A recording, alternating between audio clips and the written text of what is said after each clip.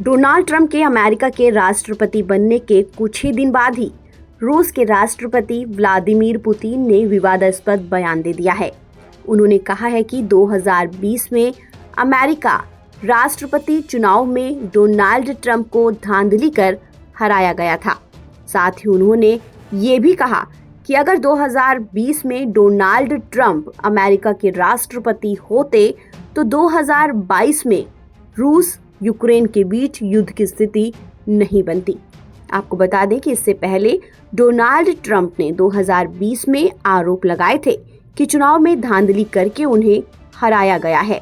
Trump भी कई बार दावा कर चुके हैं कि अगर जो बाइडेन की जगह वो अमेरिका के राष्ट्रपति होते तो यूक्रेन जंग शुरू ही नहीं होती। इतना ही नहीं, पुतिन ने राष्ट्रपति ट्रंप की तारीफ करते हुए उन्हें स्मार्ट नेता बताया। साथ ही एक दफा उनसे मिलने की ख्वाहिश भी जाहिर की। तो वहीं यूक्रेन ने इस पर प्रतिक्रिया देते हुए किसी भी बातचीत से खुद को बाहर रखे जाने के खिलाफ चेतावनी दी है।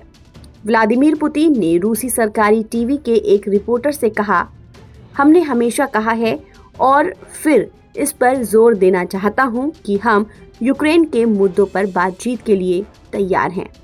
ट्रंप एक स्मार्ट लीडर और व्यवहारिक नेता हैं। हम उनसे निश्चित रूप से बात करेंगे। मैं ट्रंप की इस बात से भी सहमत हूं कि अगर 2020 में उनकी जीत नहीं चुराई गई होती तो शायद यूक्रेन में 2022 में जो संकट पैदा हुआ है वो नहीं होता। रूस की ओर से लगातार अमेरिका से बातचीत की इच्छा जाहिर की जा रही है।